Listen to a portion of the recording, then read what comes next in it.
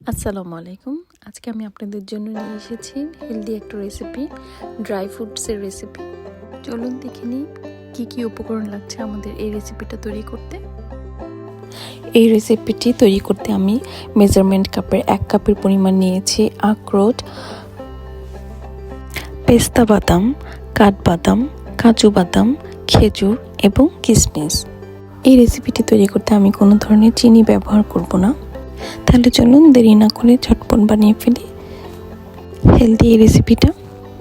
আশা করছি সবার খুব ভালো লাগবে এবং সবাই এই রেসিপিটা ট্রাই করবেন। প্রথমে এখানে আমি বাদামগুলোকে কুচি করে নিয়েছি এবং খেজুর আর কিশমিশগুলোকে ব্লেন্ড করে নিয়েছি।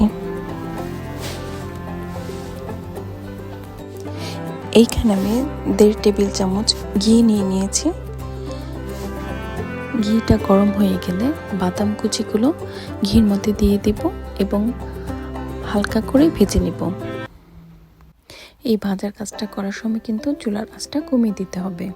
বাদামগুলি ভালোভাবে ভাজা হয়ে গেলে চুলা থেকে নামিয়ে নেব।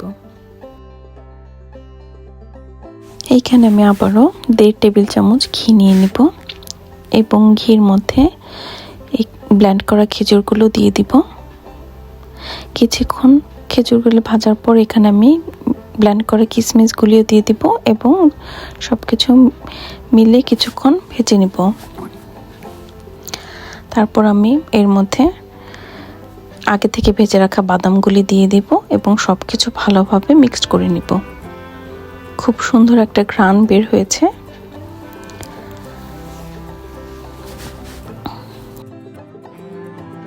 এই রেসিপিটা আপনারা কিন্তু বরফি আকারেও করতে পারেন বা লাড্ডু আকারেও করতে পারেন। বরফি আকারে করার জন্য আমি প্রথম এগুলোকে একটি বেকিং ট্রেতে ঢেলে নেব এবং কিছুক্ষণ ঠান্ডা হওয়ার জন্য অপেক্ষা করব।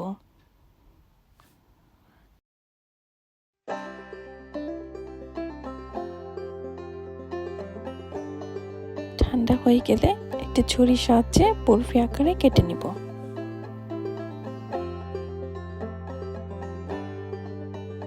আর লাড্ডু আকারে বানাতে চাইলে হাতে নিয়ে গোল গোল করে লাড্ডুর আকারে বানিয়ে নিব।